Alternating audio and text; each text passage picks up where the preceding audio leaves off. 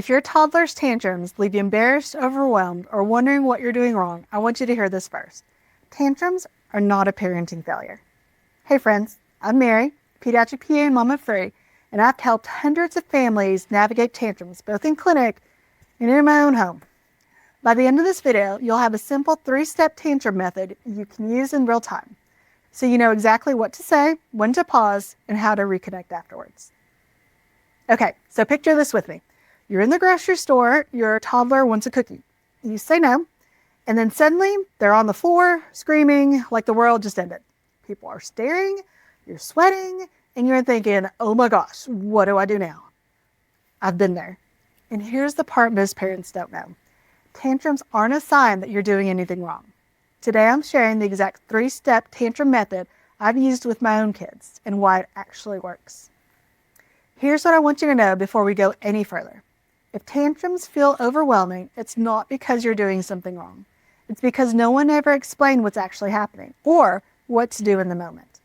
In this video, we're breaking down why tantrums happen, the simple 3 steps that actually work in real time, what to say, when to step back, and how to reconnect afterwards. Let's make tantrums a lot less scary.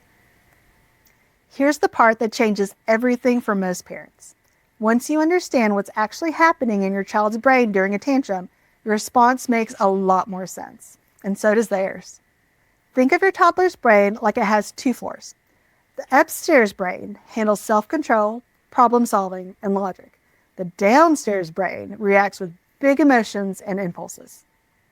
Your toddler's upstairs brain is still under construction and won't fully be developed until they're in their mid-20s. So when your child melts down because their banana broke in half, the downstairs brain is in charge. That's why stop crying, calm down, you're fine, don't work. You're trying to talk to the upstairs brain, but no one's home. And yelling or threatening makes it worse because the downstairs brain hears danger. Tantrums peak between the ages of 2 and 3 because kids want independence, but don't have the skills yet. And your response during a tantrum actually helps build their future self-control. Here's how you start. And this part matters more than most parents realize. You name what they're feeling, and then you hold the boundary, both at the same time. That's it. For example, you're really mad that we can't get a toy today. I get it, but we're not buying the toys right now. Or say you're at the park. You're sad we have to leave. I know you were having fun, but it's time to go home for dinner. 2 important things are happening here. First, you're naming the emotion. When kids feel understood, their nervous system starts to settle, even if the crying continues. You're not approving the behavior. You're saying, your feelings make sense, and I see you. Secondly, you're holding the limit. Short, calm, clear. No explaining, no negotiating, no over-talking, and this is the important part.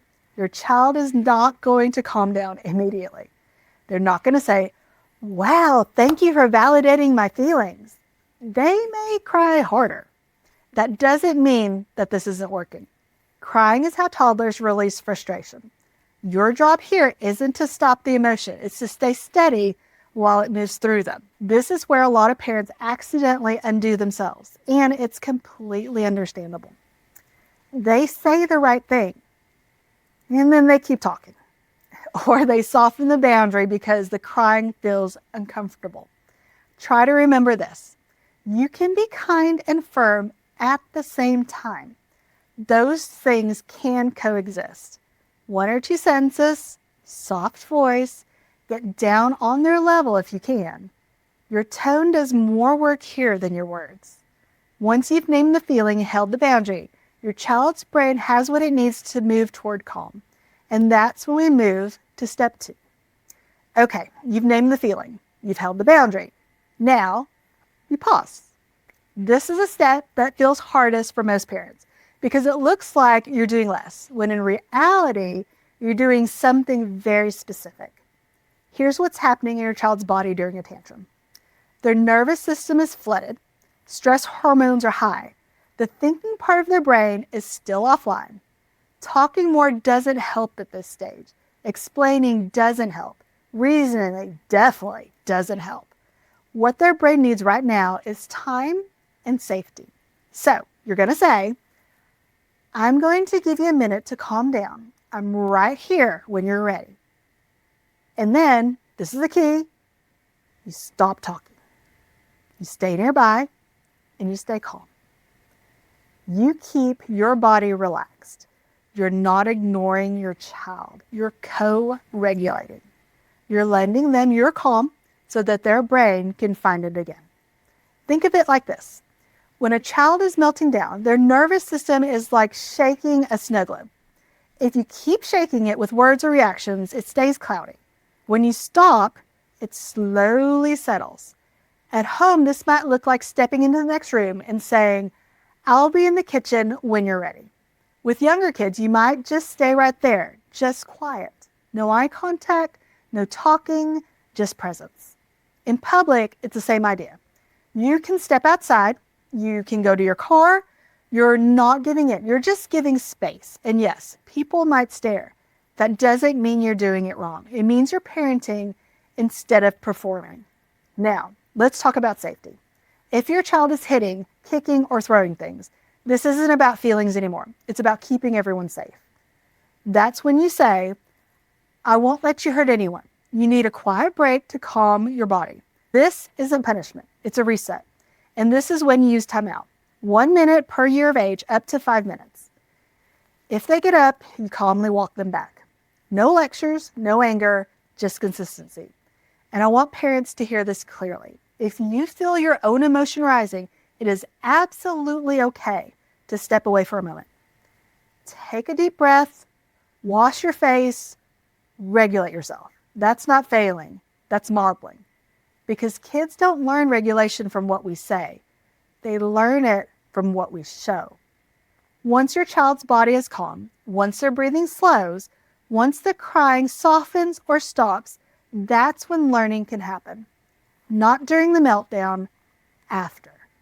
This is where you reconnect. Get down on their level, soften your face, lower your voice. Say something like, you calmed your body. I'm really proud of you. That was hard. That sentence does a lot of important work. It tells your child, I see your effort, big feelings don't scare me, and our relationship is safe. Notice what you're not doing here. You're not rehashing the behavior. You're not lecturing. You're not saying, next time you need to do blah, blah, blah. Because right now, the goal isn't correction. The goal is connection. When kids feel connected, their brains are more open to learning later. You can offer a hug, but this part matters. Only do it if they want one. If they say no, it's okay. Just sit nearby and stay present. Then gently help them move forward. You might say, are you ready to go finish shopping? Or let's wash your face and read a book. You're teaching something powerful here, that emotions don't derail the day, that we can have a hard moment and still move on together. Over time, this step builds emotional intelligence. Your child learns big feelings come and go. They can calm their body. Their parent stays connected to them. And emotions aren't dangerous. And here's the part parents don't always realize. This doesn't just help today. Kids who experience repair after hard moments learn that relationships don't break when things get messy. They learn resilience. They learn trust. They learn that they're still lovable when they lose control. That's the real goal. Not the perfect behavior, but a child who knows how to come back after big feelings. Let's zoom out and make this feel doable, not overwhelming. When your child is melting down, you're not fixing everything at once.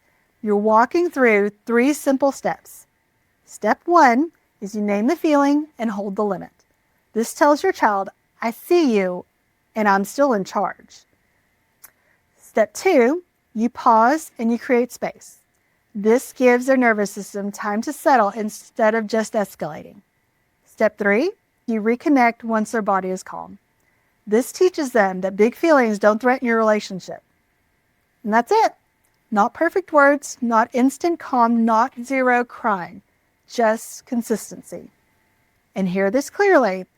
If you forget a step, if you say too much, if you lose your patience and repair later, that does not undo the work. What matters most isn't getting this right every time. It's a pattern your child experiences over time. I'm seen, I'm safe, my mom helps me through hard moments. This is what they're learning. Some tantrums will still be loud. Some days will still be exhausting. Public meltdowns may still feel uncomfortable, but now you have a roadmap. You're not guessing anymore. You know your role in the moment. And that confidence, your child feels it. You're not trying to raise a child who never has big emotions. You're raising a child who knows how to handle them. If your child has tantrums, it does not mean you're doing something wrong. It means you're raising a child with a developing brain and big feelings. Some days will feel harder than others. That's not failure, that's parenting. You're not expected to stay perfectly calm. You're not expected to say the perfect words.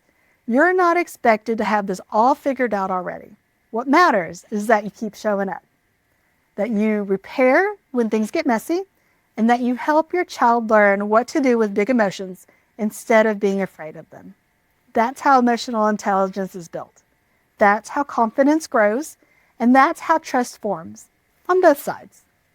And if you're thinking, I wish I had more scripts like this, or I just want someone to help me think through this calmly, that's exactly why I created the Confident Mom Community. It's a place where we walk through real-life parenting moments with evidence-based guidance, practical tools, and a lot of understanding. Not judgment, not fear, and not perfection. You don't have to figure this out alone. You're a good mom. You're learning, and you're doing better than you think. You've got this, and I'm really glad you're here.